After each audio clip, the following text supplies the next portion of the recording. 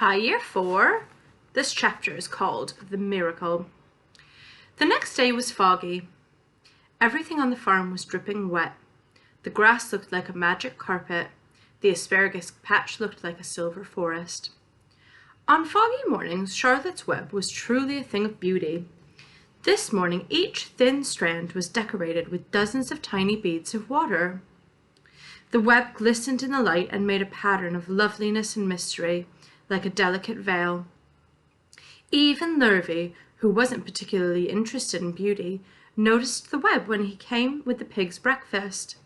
He noted how clearly it showed up, and how big and carefully this one was built. Then he took another look and saw something that made him set his pail down. There in the center of the web, neatly woven in block letters, was a message, and the message said, "Some pig." Lurvy felt weak. He brushed his hand across his eyes and stared hard at Charlotte's web. It looked like this. "I'm seeing things," he whispered. He dropped to his knees and uttered a short prayer.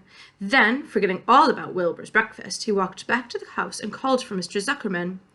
"I think you better come down to the pig pen," he said. "What's the trouble? Anything wrong with the pig?" Not exactly," said Lurvy. "Come and see for yourself." The two men walked silently down to Wilbur's yard. Lurvy pointed at the spider's web. "Can you see what I see?" he asked. Zuckerman stared at the writing on the web. Then he murmured the words, "Some pig." Then he looked at Lurvy. They both began to tremble.